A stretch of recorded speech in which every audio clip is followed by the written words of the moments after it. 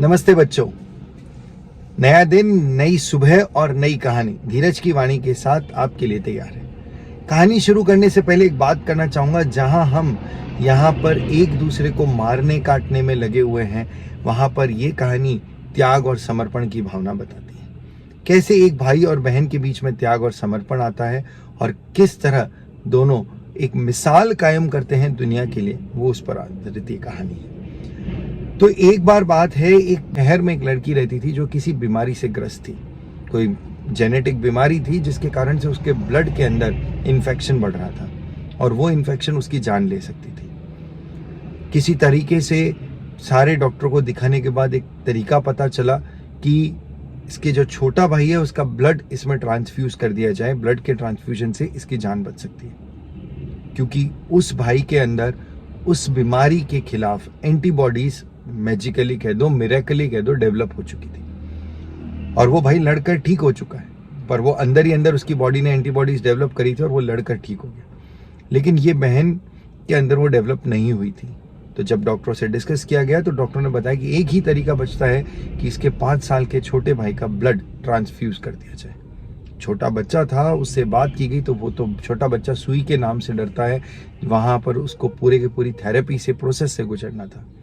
Doctor ने समझाया, माता पिता ने समझाया, तो उसे सिर्फ एक ही चीज़ पता चली कि इससे मेरी बहन बच जाएगी और वो अपनी बहन के बचने के लिए तैयार हो गया, जैसे तैसे मान गया। ब्लड ट्रांसफ्यूजन का दिन आया और ब्लड ट्रांसफ्यूजन के दिन दोनों एक दूसरे पास पास में बेड पे लेटे हुए थे और यहाँ से एक का ब्लड दूसरे में ट्रांसफ्यूज किया जा रहा था। जब ब्लड ट्रांसफ्यूजन हो रहा था तो जैसे जैसे खून चढ़ रहा था उसकी बहन के अंदर और उसके चीक्स, बहन के जो गाल हैं वो ग्लो कर रहे थे, उसका रंग दिख रहा था, तो वो बच्चा बड़ा खुश हो रहा था। और उसने उसी खुशी और मासूमियत के साथ डॉक्टर से एक सवाल पूछ डाला कि मैं कब मरना चालू कर दूंगा। डॉक्टर और उसके पेरेंट्स उसकी इस बात को सुनकर सरप्राइज हो गए। मतलब उन्हें ये सरप्राइज हो रहा था कि इस बच्चे को ऐसा लग रहा था कि ये मर जाएगा। फिर भी इसने ये बात चुनी और उसे शायद ये भी लगा होगा कि मेरे माता पिता ने मेरे ऊपर मेरी बहन को चुना, मेरी बहन की जान को चुना और मेरी जान को, और वो अपनी जान देने के लिए तैयार भी हो गया, क्योंकि उसे केवल और केवल अपनी बहन की खुशी थी। फिर डॉक्टरों ने उसे समझाया और उसके पेरेंट्स ने भी उसे समझाया कि इससे तुम मरोगे नहीं, जब बल्कि तुम्हारी बहन भी स्वस्थ हो जाएगी, ठीक हो जाएगी बिल्कुल, और वो भी हंसी खुशी जीवन व्यतीत कर पाएगी। तो यहाँ एक बहुत ही प्यार की बात पता चलती है मुझे, बहुत प्यारी सी बात पता चलती है मुझे कि यार यहाँ पर लोग एक दूसरे की जान लेने से नहीं कतराते और यहाँ पर वो अपनी जान देकर अपने बहन की जान बचाने के लिए तैयार हो गया।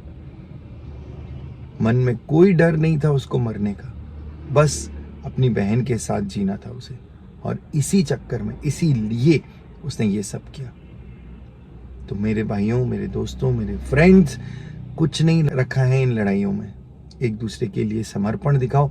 हमें कहीं मरना मिटना नहीं है, किसी के लिए कहीं मरने की बात नहीं करनी है।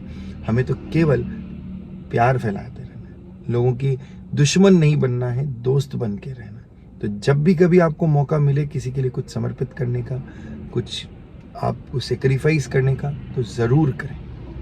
तो ये थी आज की धीरज की वाणी। धन्यवाद।